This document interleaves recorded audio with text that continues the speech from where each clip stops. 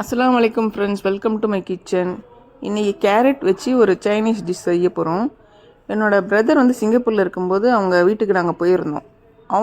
என் பிரதரோட friend வந்து Chinese. அவங்க வீட்டில் ஒரு நாள் டின்னர் கூப்பிட்ருந்தாங்க. அவங்க நிறைய வெரைட்டிஸ் வச்சுருந்தாங்க. இது செய்யும்போது நான் பார்த்துட்டு இருந்தேன் பக்கத்தில் நின்று. அவங்க என்னென்னமோ சாஸ் பேர்லாம் சொல்லி நமக்கு தெரியாத சாஸ் பேர்லாம் போட்டு செஞ்சிட்ருந்தாங்க.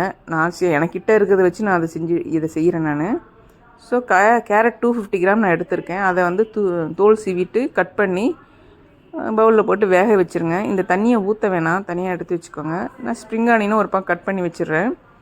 ஒரு பவுல் எடுத்து 250 கிராம் மைதா மாவு எடுத்துக்கோங்க.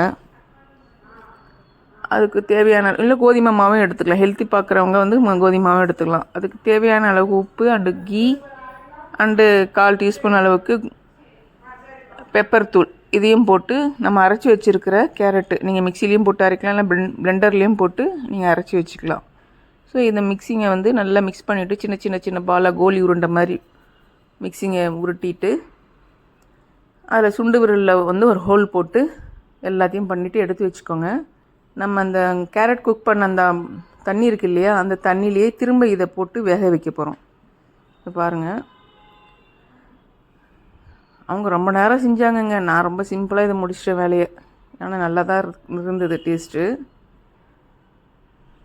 நல்லா குக் பண்ணி தண்ணி இல்லாமல் வடித்தட்டியில் தனியாக எடுத்து வச்சுக்கோங்க.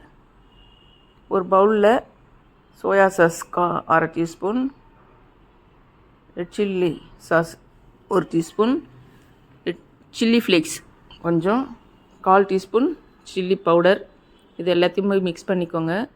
பாருங்கள், இது நான் குக் ஆகிடுச்சு, தனியாக எடுத்து வச்சுக்கிறேன். இது கூட அந்த ஸ்ப்ரிங் ஆனியனையும் போட்டுட்டு கொஞ்சம் சர்க்கரையும் போட்டுக்கோங்க மிக்சிங்கில். இது தனியாக மிக்ஸ் பண்ணி வச்சுக்கோங்க. ஒரு பேனில் எண்ணெயை நல்லா கொதிக்க வச்சு அதை எடுத்து இதில் ஊற்றுங்க. இதெல்லாம் எடுத்து எண்ணெயில் ஊற்றிங்கன்னா கருகிடும். ஸோ அதை எடுத்து இது பண்ணிவிட்டு மிக்ஸ் பண்ணிவிட்டு இந்த நம்ம ரிங்ஸ் செஞ்சு வச்சுருக்கோம் இல்லையா, அதையும் போட்டு மிக்ஸ் பண்ணி விட்டுருங்க. இவ்வளோதான் இதோட இது மெத்தடே. ரொம்ப ஈஸியாக இருக்கும். நம்ம இந்த பால்ஸ் பண்ணி அந்த ரிங் மாதிரி பண்ணுற பார்த்திங்களா, அதுதான் வேலை.